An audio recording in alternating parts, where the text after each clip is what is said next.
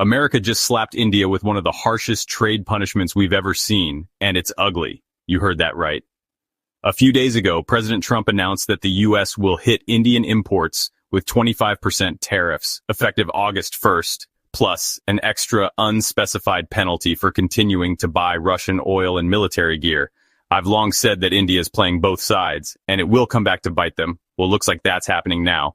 You remember just months ago, in early 2025, Prime Minister Modi was on the first flight to Washington, meeting Trump, sharing warm smiles and awkward hugs, seeming like fast friends. India was even being talked about as a strategic partner to counterbalance China, while Trump called India a friend. The vibe seemed strong, but flash forward to July and that friendship got a hard reset.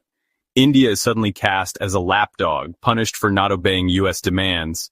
Open your farm markets, ditch Russian oil, and reduce those high tariffs. Fail, and Washington hits you with a 25% tariff plus extra pain. Back in April, Trump floated a 26% tariff, the so-called Liberation Day plan, intended to pressure India into a sweeping trade deal. But that was paused while negotiations dragged on.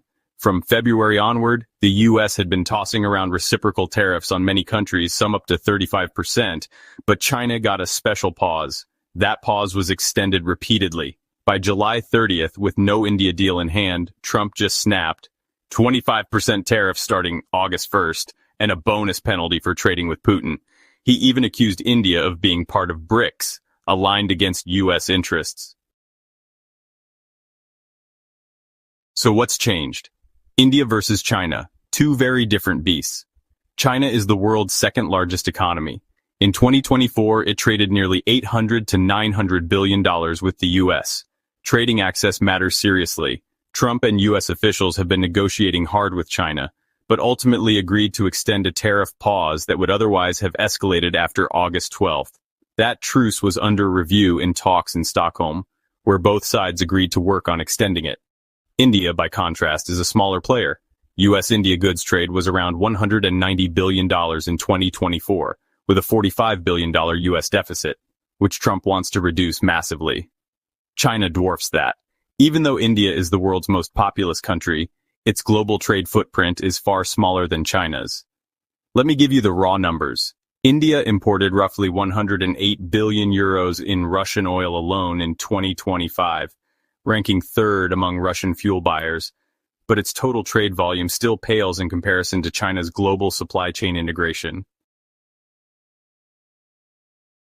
India looked cozy with Trump early in 2025, Modi in Washington, positive trade talks, hopes of doubling trade to $500 billion by the end of 2025.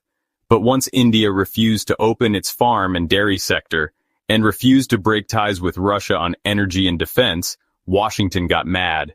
Instead of treating India as a partner, the U.S. turned on its leash, behave or face the whip. Critics argue India is being treated like a punished lapdog, rewarded with rhetoric when nice, but ready to get slapped on the nose if it disobeys. Washington's message, we're okay with you being our so-called ally, just as long as you do exactly what we say. Meanwhile, China, bigger, scarier, and global, but the U.S. is ginger with it. They extend tariff pauses, negotiate weeks in Stockholm, still talk about a Trump-Xi meeting by year-end. They're trying to manage China's power, not scorch it, and why is that? The answer is simple, because China has moved past the point of U.S. dependency and is the clear second superpower of the world.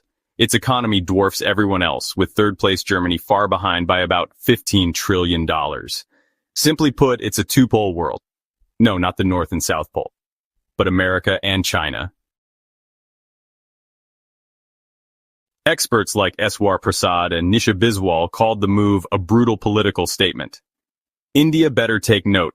Trump will punish allies just as brutally as competitors. Economists call these tariffs not reciprocal, but outright coercive, stripping away any claim to trade fairness and turning negotiations into punish or behave ultimatums. Meanwhile, Indian industrialists like Harsh Goenka publicly urged Delhi to pivot. Time to lean into Europe and ASEAN. Clearly, India is now forced to diversify beyond reliance on the U.S. market. The U.S. wants India open to U.S. agriculture and dairy, a sector India fiercely protects, citing food security and farmers' livelihoods. That's a line India won't cross easily. With China, Washington negotiates strategic détente. With India, it demands surrender. That difference in treatment shows how scalable the threat is. China's too big to break, India's just strong enough to push around. China's exports to the U.S. dwarf India's by several multiples.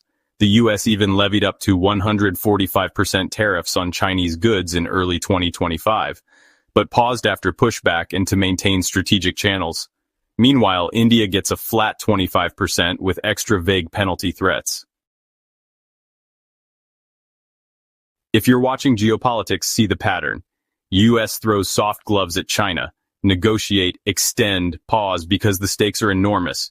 With India, the U.S. is snapping fingers, threatening, penalizing when India won't bend.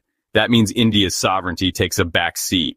Modi is stuck. Protect your farmers or open your market. Break ties with Russia or lose U.S. favor.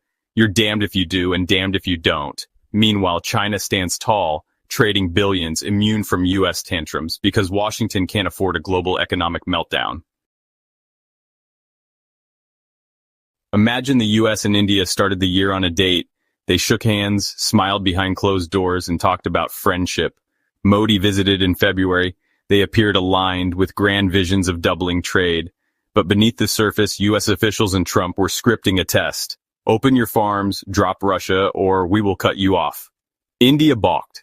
Its tariffs are still among the highest in the world, up to 45% on apples and corn. For good reason. Protecting poor farmers. The U.S. demanded cutthroat access. India refused. So Trump snaps, okay, friendship over, 25% tariffs plus penalty. India watches, stunned. The Indian rupee dips. India scampers to Europe and ASEAN for forgiveness. China, meanwhile, watches from the sidelines, shaking its head. They treat us like dangerous competitors, but at least the U.S. tries to talk. India is treated like a scolded pet, praised when behaving, punished when not. In the grand chessboard of global trade, India just got knocked off its square. The U.S. showed the world.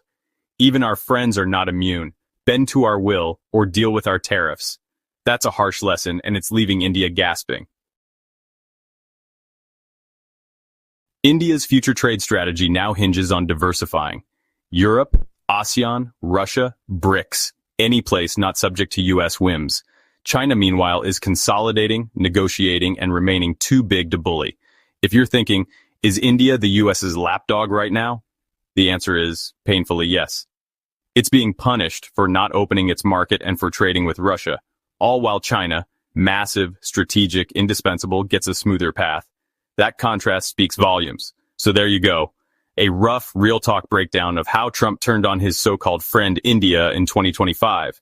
With sanctions, tariffs, and pressure, while China became Washington's preferred heavyweight, negotiated with, paused for, and handled differently.